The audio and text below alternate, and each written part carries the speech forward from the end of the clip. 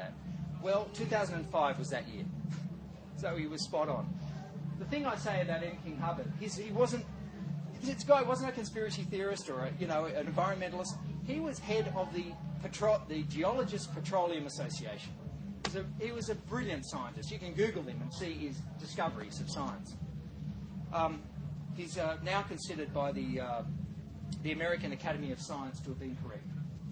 And he was the one that invented the bell curve, came up with the bell curve. That's right. That's him. He's an amazing guy. You can Google him. In fact, you can listen to M. King Hubbard on YouTube. Fantastic. You can see his graphs and you see this guy's really switched on. Amazing thing is we had these warnings, but I think, why aren't we asking our parents and our grandparents, why don't you guys do anything about this? I'm asking my mum and she just sits there. No. So coal and iron, we still have a lot to exploit of them. But oil is flatlining. Our government's been lying to us.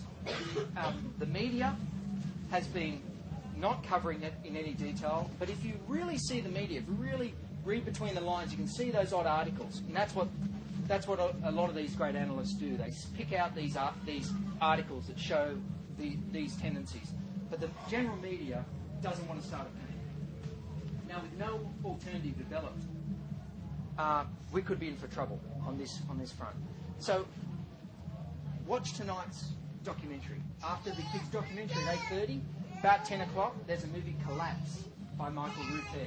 That was really the inspiration for me to write this talk, to study the introduction to sustainability. And this talk is the subject of my project that I'm presenting, out there to the. It's an online community. There are 10,000 students, which is really great. There's 10,000 students all around the world studying this introduction to sustainability. So a lot of things are happening, as so many people know, in permaculture, etc. But if you see that documentary tonight, Collapse, he devoted his life as an investigative journalist to peak oil. It's really compelling stuff. It's only about 70 minutes long, but you won't be able to take your eyes off the screen. Really great stuff.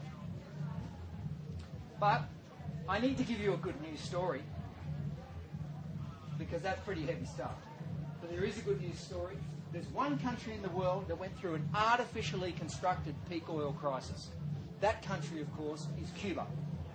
It happened in the early 90s because of the collapse of the Soviet Union. They got about 3/4 of their oil from the Soviet Union. They got all their development aid. They got all their fertilizers for agriculture. Now, their whole agricultural system was fossil fuel based. It was highly industrialized, mechanized. They had no organic, they had no permaculture. So when that peak oil crisis hit, their food production just crashed. And it was a really tough time. So the collapse of the Soviet Union, 1991. Cuba lost all of that and more. Now, Cuba was already the subject of a crippling US trade embargo as Cuban leader Fidel Castro refused to play ball with the United States and their national interests, despite baseball being Cuba's national sport. Now, there was no one to save Cuba.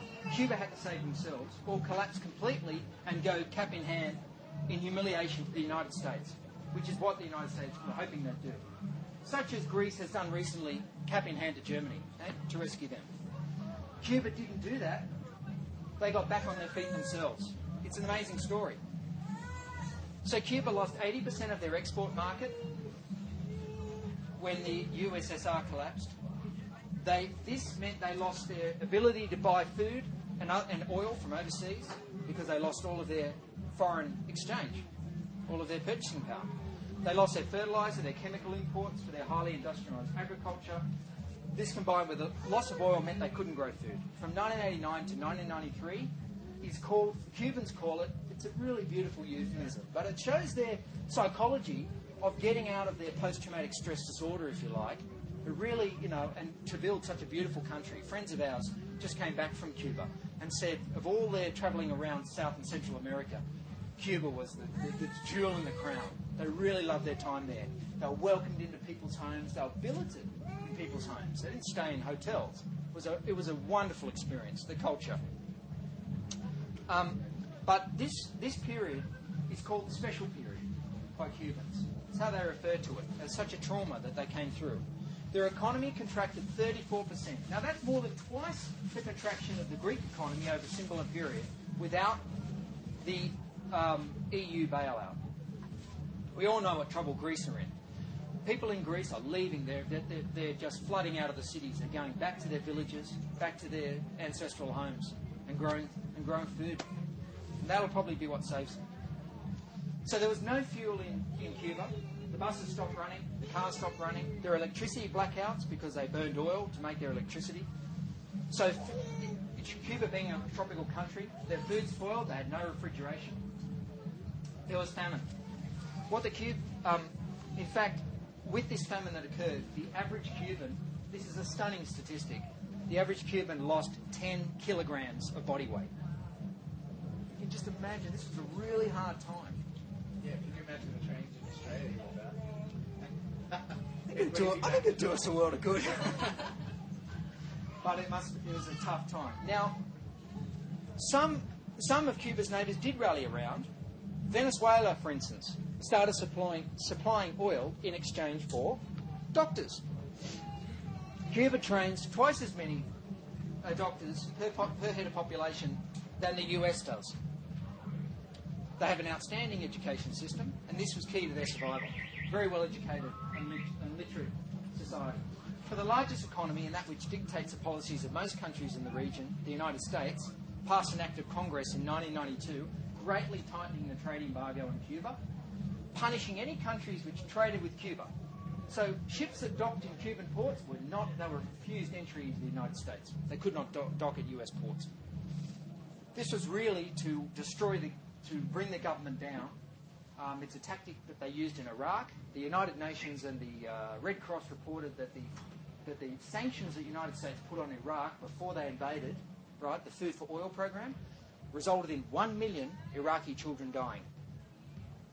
1 million. Starvation and lack of medical supplies. It's extraordinary. Right now, the United States, you won't see it in the press, right now the United States is using the same tactic on Iran. And a friend of ours is an architect. He's a successful architect, a big project, high-rise architect here in Sydney. Lovely man, he and his wife. They go back to Iran. They've been here for for decades now, but they go back to Iran to visit family, and they said it's never been. It's just, the country's shattered at the moment, and there's a feeling of depression in the country. It's the sort of thing that Cuba went through. But Cuba didn't surrender and die. In fact, their health and longevity increased. How did it actually increase? And Cuba, on a fraction of the spending, has about the same longevity as the United States, which is quite extraordinary.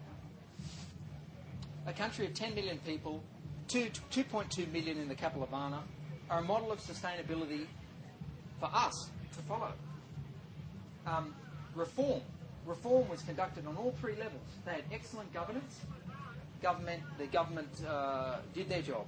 There was excellent local cooperation, collectives, farmers groups, local, your local suburb or your local village. And personal action, of course. People were educated. They knew what to do. They knew how to respond. So how did they survive? Well, number one, the government purchased 1.2 million bicycles to replace the cars, and they built 500,000 of their own. How cool is that? And they distributed theirs right through the country. The oil that they had was prioritised for public transport and emergency services. Food rationing was introduced to prevent hoarding of food, which leads to social breakdown and riots, and this prevented starvation. The government ensured everyone had shelter. 85% of Cubans owned their own home. Agricultural reform. In a model of responsible governance, the government consulted farmers and scientists on how to solve the crisis. State-owned farms were put in the hands of the people. Some were put over to cooperatives, groups of farmers.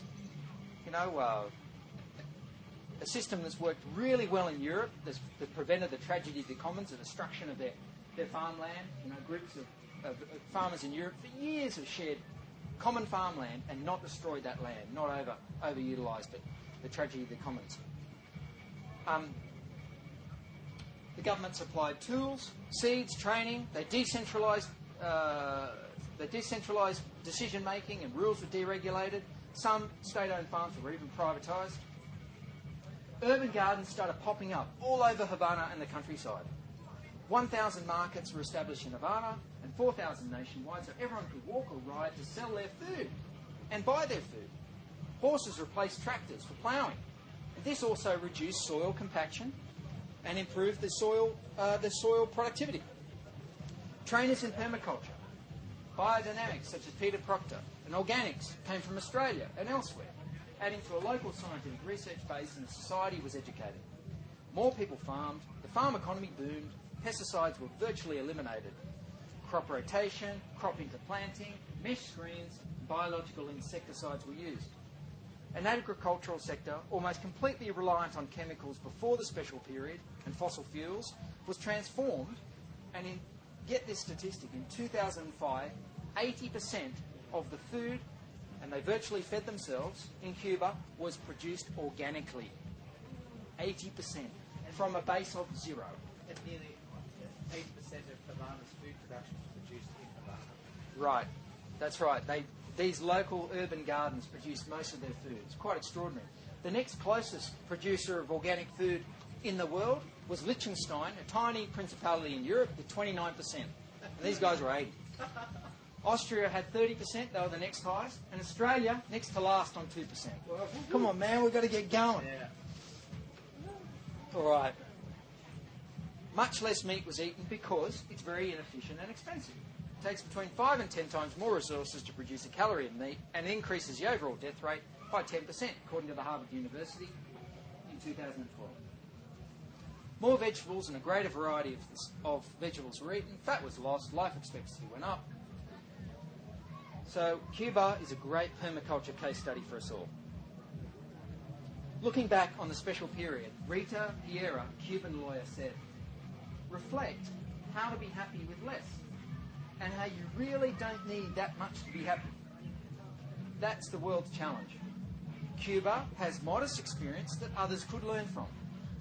I think peak oil, will be a time for sharing, cooperation, more solidarity, and working together. I hope, we will have a better world." End quote.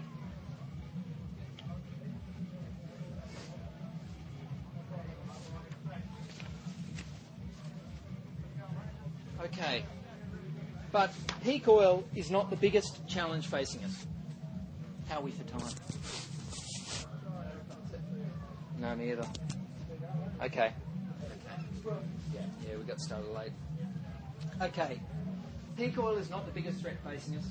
Climate change, brought about by the greenhouse effect, is the biggest challenge of this century, biggest challenge of our lifetimes. It could bring down our 21st century civilization, but more importantly, it could end humankind, could end our 200,000-year-old species, and much of life on Earth as we know it. David Attenborough has attested to that. Permaculture, civil cooperative society, technology, creative engineering may not be able to save us.